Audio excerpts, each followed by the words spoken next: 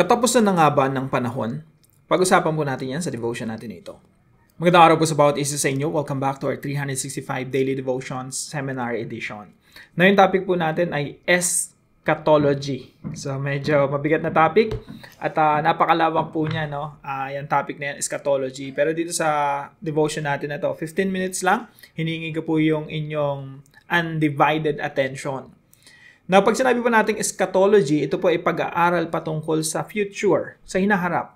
Ano nga ba yung sinasabi ng Biblia patungkol sa future? So, eschatology is the study of the last things. Ibig sabihin, mga huling bagay na mangyayari sa hinaharap. God's plan for the future, including Christ's return, the final judgment, yung pagbabalik ng ating Panginoong Jesucristo. I hope na-excite kayo mga kapatid, no? Si Jesus Christ babalik muli. At magkakaroon ng final judgment and the renewal of all things. Magkakaroon ng pagbabago dito sa creation. While some approach the future with fear, the Bible teaches us that God's sovereignty extends to the end of history. For believers, eschatology is not about speculation, but about hope. Christ will return, justice will prevail, and God's kingdom will be fully realized. So yan po yung eschatology, napakagandang topic po, napakaganda. Ako po sa journey ko sa theology, ito talaga yung inaral ko, no, eschatology. So sa Pilipinas po, merong two major views, even around the world. Yung una po, dispensationalism, reform covenantal, yan po yung two major systems. Tapos pagdating sa rapture, merong mga at least apat na beliefs ng mga Kristiyano patungkol dyan. Pre-trib, mid-trib, post-trib, rapture. Yung rapture, para sa kalaman ng lahat, ito yung theory na lilipad tayo sa alapaap, no? And then, pagdating naman sa second coming ng Panginoong Jesucristo, meron pong tatlong views po dyan. Pre-meal, amil, post-meal. So, ayan po. So, yun po yung focus ng devotion natin na to, no? Common and essential. Ano ba yung pinagkapare-pareho ng mga Kristiyano pagdating sa end times? At yung focus po natin ngayon ay victory of Christ. Yan po talaga yung common na mag-a-agree tayo lahat na sa huli, sa pinakadulo, magtatagumpay pa rin si Kristo. Meron nga lang view na yung mundo, pasama, pero at the end, sa muling pagbalik ng Panginoong Jesucristo, may victory pa rin naman. So ako po, yung view ko talaga, ngayon pa lang, unti-unti na sinasakop ng Panginoong Jesucristo yung mundo. No, meron ng Great Commission na talagang magtatagumpay, lahat ng mga bansa ay luluhod sa Panginoong Jesucristo. So, very optimistic ako pagdating sa ganyang bagay. Now, sabi po dito sa Revelations 21, verse 1 to 4. I hope excited po tayo, no? Ito po ay foretaste.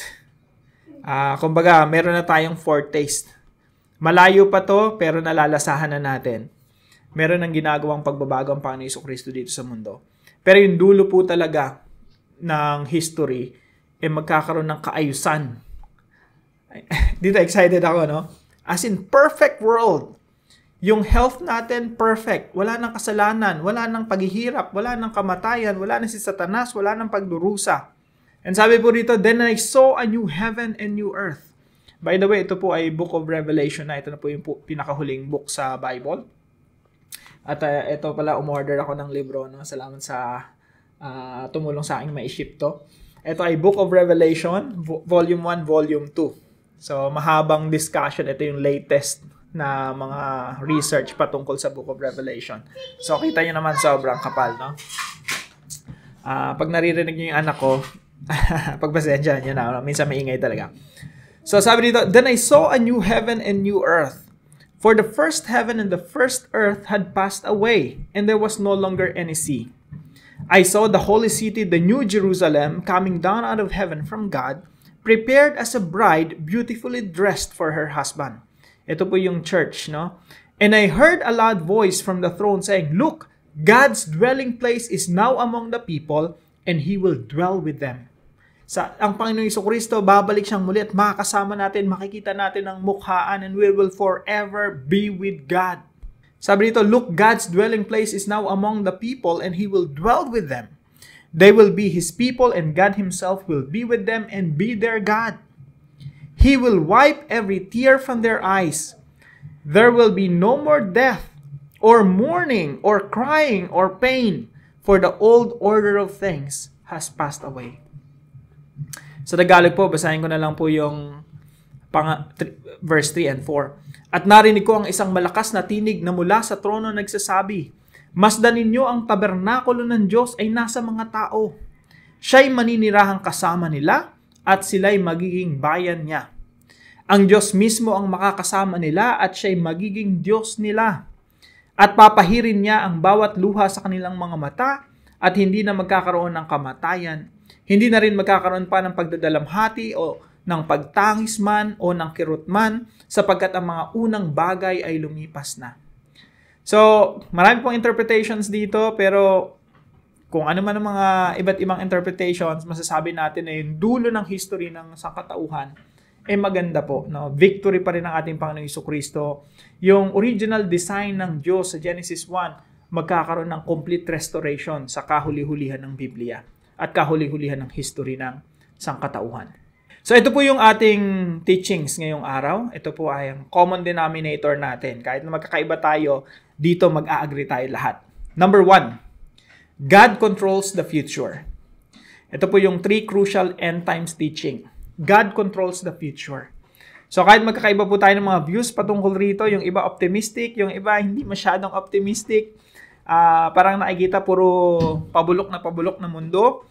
Ako naman ang nakikita ko yung victory ng Diyos at pag-abante ng Ebanghelyo at yung mga bansa luluhod talaga sa Panginoong Jesucristo even before the second coming of Christ. Magkakaiba man tayo ng view pero God controls the future. Yan ang mapapag-agrihan natin. No? Alam na ng Diyos yung future. Silyado na yan at walang makakapagbago sa bagay na itinakda ng Diyos.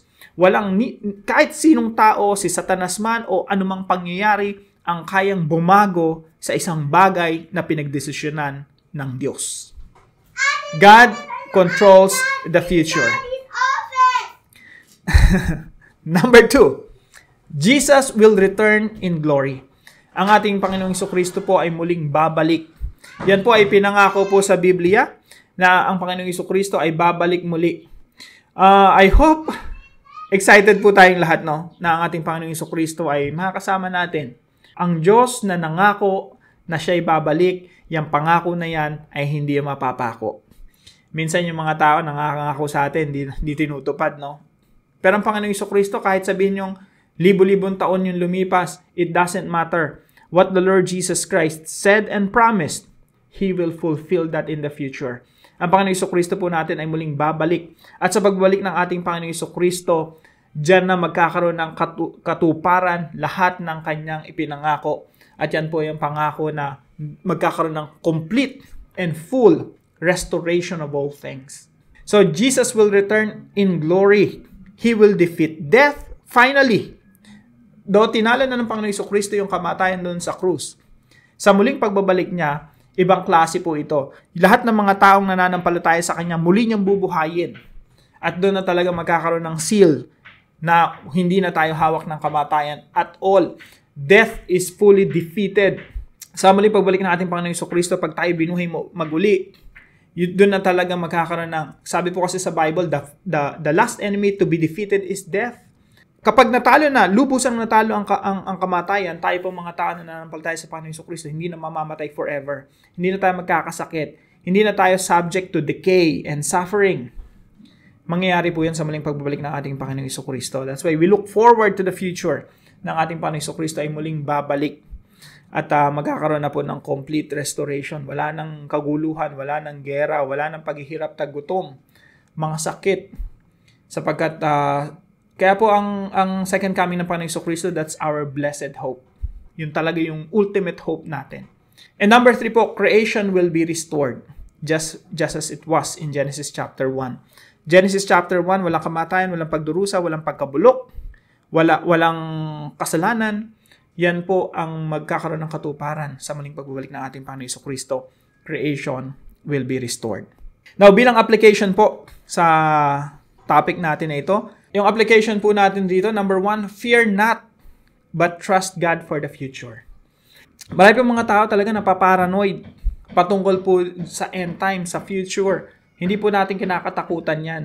Sa halip, pinagtitiwala tayo na ang Diyos ang may hawak ng future. Kapatid, huwag kang matakot sa bukas. Huwag kang matakot kung anong mangyayari sa pamilya mo bukas. Hawak ng Diyos yan. Huwag ka rin matakot kung anong gagawin, kung anong mangyayari sa future ng buong daigdig. Kung sabihin man ng iba, katapusan na ng mundo ngayon, katapusan na ng panahon, huwag kang matakot. God controls the future. Number 2 po, live with eschatological purpose. Ako po, ito talagang pinapamuhay ko. No? Pag sinabi eschatological, nakatingin ka sa future, anong gagawin ng Diyos sa future. Nakafocus tayo sa second coming ng Panginoong Jesucristo, nakafocus tayo sa eternity. Live with eschatological purpose. Yung purpose natin nandoon. Pero ipinamumuhay natin yan ngayon. Alam niyo po, napaka-practical po ng eschatology. Kung alam mo na si Jesus Christ, ang dulo ng history ng sangkatauhan, all nations will bow down to Jesus Christ. Mas lalo kang mag-iinganyo to share the gospel, to disciple people, to lead people to Christ. Kasi alam mo naman, natagumpay na ang Panginoong Jesucristo. Magkakaroon ka lang ng panghihina ng loob kapag naniniwala ka na hindi mangyayari yan. na kahit anong gawin mong pagdi-disciple, paglilid ng tao kay Jesus, tapos hindi mo naman alam kung mangyayari ba talaga yan o hindi, doon talaga nakapanghina ng loob. Pero dahil alam mo na mangyayari yan in the future, mas lalo kang maiengganyo to lead people to Christ. By the way, lahat po ng bagay eschatological, no? Kahit nga po yung marriage, yung marriage, pag-aasawa, eschatological po yan Bakit po sa future wala ng marriage? Sabi ng Panginoong Jesucristo, in the future wala ng pag-aasawa, wala ng asawang lalaki, asawang babae. Bakit? Kasi po yung marriage natin ngayon, eschatological. Ibig sabihin po, someday, ma-fulfill yung marriage. Ano po ibig sabihin nun? Someday, Jesus Christ and the bride, the church, magkakaroon ng marriage na perfect talaga. Kaya by that time, hihinto na yung marriage ng tao. Kaya po, pag may ganun kayong mindset, naisip mo, ay kaya pala ako may asawang babae. Kasi ito yung reflection ni Jesus Christ. The church and the groom, Jesus Christ. Na ako pala, nire-represent ko si Jesus Christ. I need to be Jesus Christ to my wife. Kailangan kong mahalin ito at ialay ang aking buhay. Kung paano inaalay ng Panginoong Jesucristo yung buhay niya para sa church. At yung babaeng asawa, kailangan ko palang magpaka-church sa asawa ko. Na irespeto, yung asawa ko, sundin, magpasakop sa asawa ko, just as the church submits to Christ. And someday, magkakaroon ng marriage, yung ultimate, marriage, the marriage of the groom and the bride, Jesus Christ and the church. So, eschatological po, pati marriage. Lahat po ng ginagawa natin, eschatological, kasi ang dulo po niyan, restoration of all things. Pagiging doktor, bakit ka nang gagamot ngayon? Eschatological yan Kasi someday, lahat ng sakit mawawala. Ngayon pa lang, ginagamit ka na ng Diyos. No? Bakit mo kailangan maging abogado ngayon? Eschatological din yan. You have to defend the rights of the people. Because someday, justice and fairness will prevail. The justice of God will prevail. Hindi na darating yung panahon na wala ng panglalamang sa kapwa, pang-aabuso ng kapwa. Ngayon pa lang, yung trabaho ng lawyer, eschatological. May future, may eschatological purpose. And number 3 po, let's hope in Christ's return. Ilagay po natin ang ating pag-asa sa muling pagbabalik ng ating Panginoong Jesucristo. Kahit anong gulo, kaguluhan, kasamaan ang nakikita natin sa mundo, wag po tayong masisiraan ng loob. Dahil si Jesus Christ babalik and He will bring healing, renewal, and complete restoration in this broken world.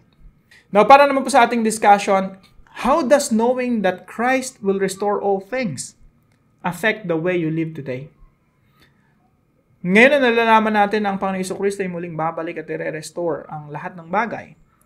Paano ito naapektuhan ang ating pamumuhay ngayon? Samahan niyo po ako sa panalangin. Heavenly Father, thank you for revealing your plan for the future through your word. In a world filled with uncertainty, I find peace knowing that you are in control. Help me to live with faith, hope, and obedience, looking forward to the day when Christ returns in glory. Keep my heart from fear and speculation, and instead, fill me with a passion to share the gospel and serve you faithfully. May my life, relationships, career, and all things that I have reflect the hope of eternity. May I long for the day when you will wipe away every tear, bring an end to the reign of sin and death, and permanently destroy Satan. In Jesus' name, I pray. Amen and amen.